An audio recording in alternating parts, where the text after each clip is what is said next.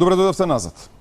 Она на што веќе сме навикнати, веќе си здосадивме самите на себе, можеме да кажеме барем во утринската програма на Алфа, е дека понеколку пати во неделата посетуваме и апелираме до сите дека пандемијата со COVID-19 не ги излечи магично останатите болести кои постојат, болести кои за жал поради пандемијата некако како да подзаборавивме на нив, што е во секој случај негативно. Оние мораме да земеме тука предвид дека медицинскиот кадар, медицинскиот персонал ширум земјата, како и во светот е фактички на крај на границите на своите можности, токму поради справувањето со пандемијата, но уште еднаш повторувам, тоа не ги решава другите здравствени проблеми. Тие се тлеат, тие се тука и мора да се прават проверки колку се може, кога се може.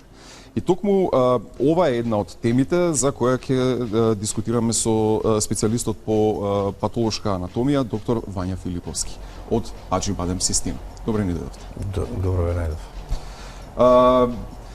Ајде да почнеме вака. Конкретно ќе зборуваме нели за тумори на уринарните патишта, односно ќе зборуваме за диагноза и третман. Какви типови на уринарни патишта постојат?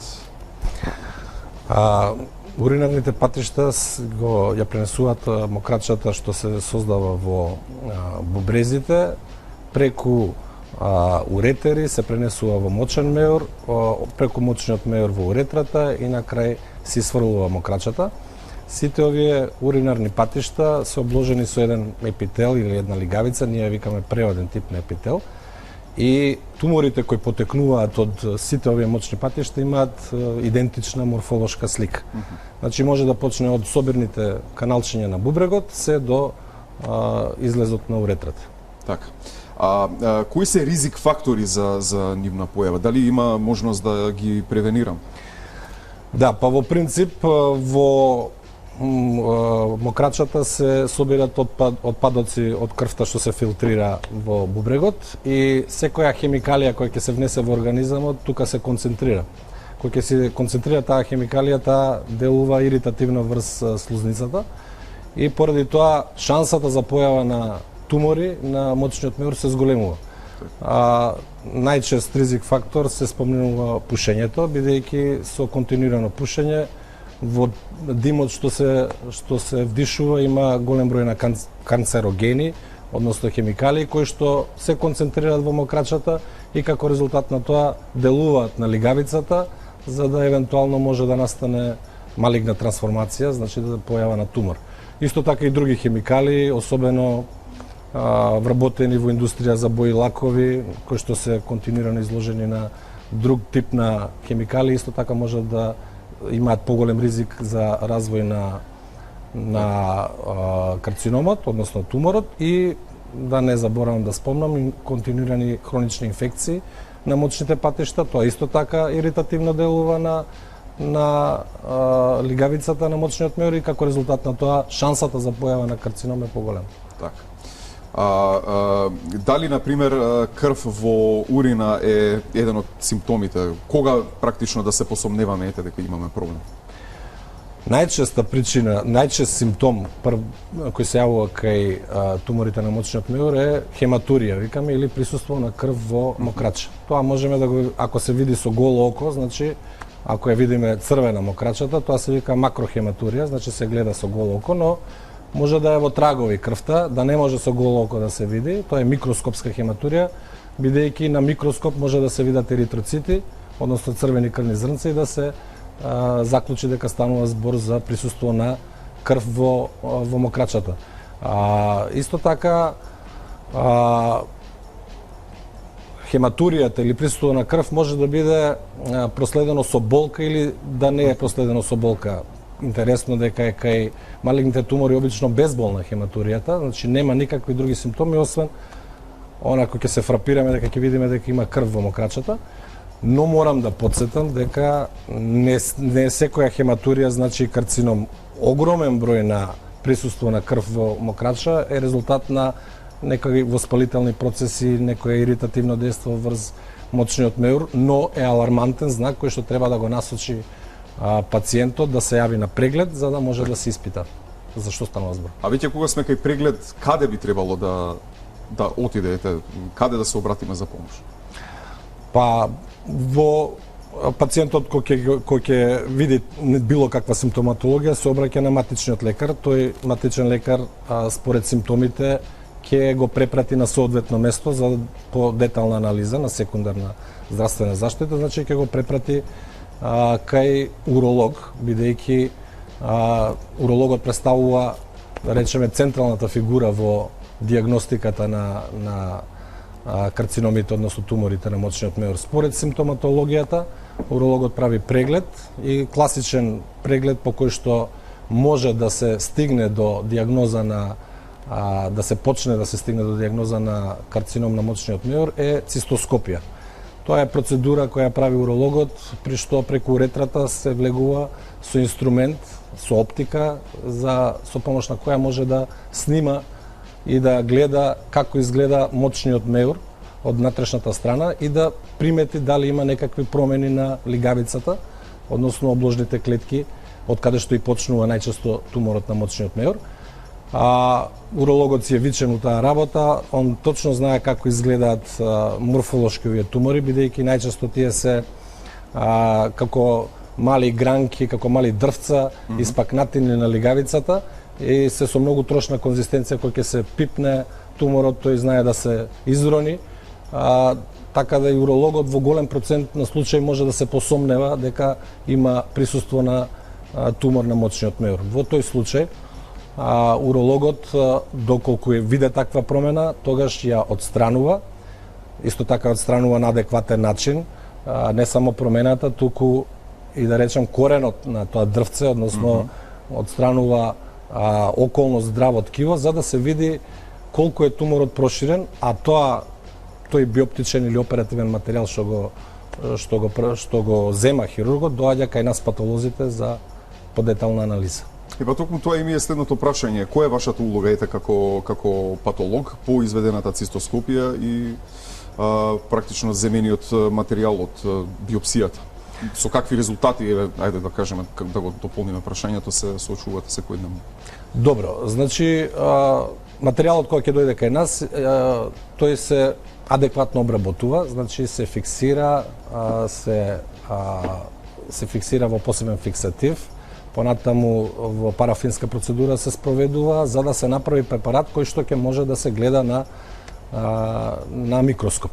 Нашата улога е на микроскоп да препознаеме за неколку работи кој тип на тумор е, колка е евентуално агресивноста на туморот и колку е проширен. Сега на овој материјал што ќе добиеме од така наречена трансуретрална ресекција на тумор, лимитирана е можноста за тоа колку можеме податоци да дадеме. Најбитно е да се утврди хистолошкиот тип. Според хистолошкиот тип имаме представа за каков тип на тумор станува збор. Најчест хистолошки тип е папиларен уротелен карцином или порано познат како карцином од преоден епител на мочен меур. Покрај хистолошкиот тип многу е битно да се одреди градусот. Градус подразбира колку туморот или клетките на туморот личат на клетките од кои потекнуваат. Ако личат многу, тогаш е од низок градус и агресивноста е помала. Ако се многу видоизменети клетките, тоа значи дека градусот е поголем, висок градус, и тоа имплицира можност да туморот веќе станал инвазивен. И тоа е третата точка која што на овој материјал ние ја одредуваме, а тоа е колкав е степенот на инвазија или проширеност на тумор во зидот на мочниот меур. Бидејќи на цистоскопија хирургот го гледа туморот кој влегува во луменот на мочниот меур. Тоа е, да речеме, ограничен простор. Лошото е тоа што се случува во зидот. Значи колку он може да навлезе во зидот. Ако навлезе во зидот, многу е битно до кој степен е навлезен. И ние треба да одредиме дали е навлезен во површните слоеви на зидот или во подлабоките. Мочниот меур има јака мускулатура и мускулатурата е и физичка бариера на некој начин за туморот, за да не може да продре во мускулите. Ако успее туморската клетка да влезе во мускулите, тоа значи дека стекнала потенцијал да ја премости таа физичка бариера. Хирургот, доколку зема адекватен пример од таа трансуретрална ресекција и зафати дел од мазномускулните снопови, ние патолозите можеме да утврдиме инвазивност. Обично инвазивноста е врзана и со високата агресивност на туморот, односно тоа што го кажав градусот на туморот. Метастазирање потоа, веројатно.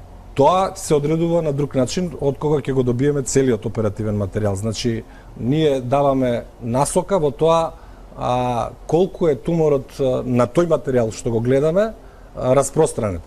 Доколку излезе дека туморот навлегол во мускулните слоеви на зидот на мочниот меур, тогаш тоа е хируршка индикација за оперативен третман, а тоа е вадење на целиот мочен меур. И во тој случај, повторно, како втор акт, доаѓа оперативен материјал кај патологот, анализа на целиот мочен меур. Ова е веќе, како да кажам, децидно, дефинитивна диагноза за не само хистолошкиот тип, не само градусот агресивноста на туморот, туку до кој степен е инвазијата застапена. Бидејќи, ако туморот навлезе во мускулниот слој, тој може и да го пробуши мускулниот слој. Во тој случај агресивноста на туморот расте. Влезе ли он во следниот слој, тоа перивезикално масно ткиво, кое е растресито, нема таа физичка бариера што ја кажав, веќе може низ лимфната и крвната струја да се прошири низ целиот организам. И може и да го пробие целиот зид на мочниот меур и да влезе во соседни органи, и во тој случај исто така туморот е многу распространен. При оперативниот материјал, радикална цистектомија што ни се дава од страна на хирургот, се вадат и регионалните лимфни јазли.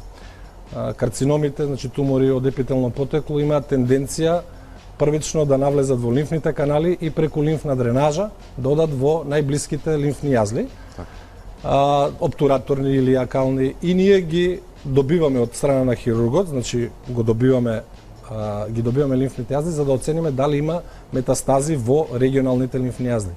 Базирано на овие два критериума, значи степенот на инвазија во зидот и присуството или отсуството на метастази во регионалните лимфни јазли, ние го даваме стадиумот на болест. Значи имаме представа до кој стадиум на болеста е стигната, болеста, нешто што е од енормно значење понатаму за прогнозата и онколошкиот третман. Така, понатамошно делување. Инаку во аџибадем система постои и тест за неинвазивна детекција на малигни клетки, нели без да има потреба од цистоскопија. Во кои случаи се користи оваа неинвазивна метода? Цистоскопијата останува златен стандард и тоа е, како да ви кажам, најдобар начин за утврдување на сите овие критериуми што ви ги кажав. Но таа е сепак инвазивна метода и нели потребно е припрема на пациент, потребно е континуирано доаѓање кај уролог. Карциномите на мочниот меур се чести. Друга карактеристика нивна е мултифокалност, може да се јават на различни места, па така да при цистоскопскиот преглед може и да не се детектираат сите можни микроскопски, да кажам, точки од каде што може да тргне туморот. И трета карактеристика е рецидивантни се, многу често се повторуваат. Значи начинот на со самото тоа што се наоѓаат во еден лумен кај што се наоѓа мокрачата, преку мокрачната струја они можат да се преселат од едно на друго на трето место. Затоа се потребни овие континуирани цистоскопски процедури кои во зависност од сликата индивидуален е пристапот, хирургот ги налага на 3 месеци, на 6 месеци, на година дена повторувачки цистоскопски процедури. Кај неинвазивни папиларни уротелни карциноми, кои што имаат таква тенденција за мултифокалност и за шетање од едно на друго место и рецидивантност, тоа е, да речеме, таа стратификација на пациенти е таа кај која може да се овозможи овој молекуларен тест, со помош на кој може да се во самата урина да се детектираат туморски клетки на молекуларно ниво. Тоа е ПЦР техника, ПСР техника, ова што ја познаваме по ковид. Што ја познаваме по ковид, значи кај ковидот се бара секвенцата од вирусот, која што со која е заразена клетката, а кај во овој случај се бара одредена мутација на туморската клетка која што е карактеристична за тој тип на тумор. Значи туморите настануваат со прогресивна акумулација на мутации. Една, втора, трета и така натака. Утврдено е со многу анализи дека одреден тип на мутации се карактеристични за одредени хистолошки типови на тумори. Например, кај овој неинвазивен карцином на мочен меук папиларен, мутацијата е обично делеција настанува на 9 кратки крак на хромозом 9 и таквите типови на мутации се детектираат и се дава голем сомнеж дека станува збор за појава на рецидив. Тоа повторно може да се потврди, реков, со златниот стандард со цистоскопија, да. Така. По ова што го кажавте, докторе, можеме да заклучиме дека фактички улогата на патологот во целиот овој процес е огромна, бидејќи вие сте практично тие што одредувате што треба да се прави понатаму. Па добро, работата е на докторите е тимска, значи тука е цел тим кој што е координиран од страна на хирургот, урологот, кој што е централна фигура, но има многу работи од страна, или ние сме, како некои колеги имаат кажано, ние тивки доктори кои не ги гледаме, немаме контакт со пациентите, ние сме у позадина седиме во лабораторија, но сме една од алките во целиот, една од алките во синџирот на диагностика. Урологот во својата пракса, нели, при хируршки процедури му е потребен анестезиолог за да адекватно ја изведе операцијата, радиологот за да му даде имиджинг техники, за тоа каде се наоѓа процесот, во колкава мера е застапен за да знае каде да интервенира. Патологот е тој кој што треба да ја даде дефинитивната диагноза. Значи, другите, да речам, гранки имаат предпоставени диагнози, но крајната диагноза ја дава патологот, бидејќи нема после нас кој може да даде точна диагноза. Тоа што се гледа на микроскоп и со новиве техники молекуларна патологија што е во огромен развој, е дефинитивната децидна диагноза. А тој дел што ние го даваме е потребен и на хирургот и понатаму на онкологот, за да знае со кој тип на тумор се справува, колкава е агресивноста, колкава е проширеноста, за да даде одреден режим на онколошка терапија. Ви благодарам што бевте дел од Добро утро секој утро. Ви благодарам. И за континуираната соработка, од име на Алфа телевизија за Аџибадем Систина. Имаме постојано овој термин секој четврток е резервиран за нас. И уште еднаш ви благодарам. Зборувавме навистина за интересна тема, една тема која практично како да е подзаборавена исто како и други во однос на поради пандемијата. Тоа беше доктор Вања Филиповски, специјалист по патолошка анатомија. Зборувавме за диагноза и третман на тумори на уринарни патишта.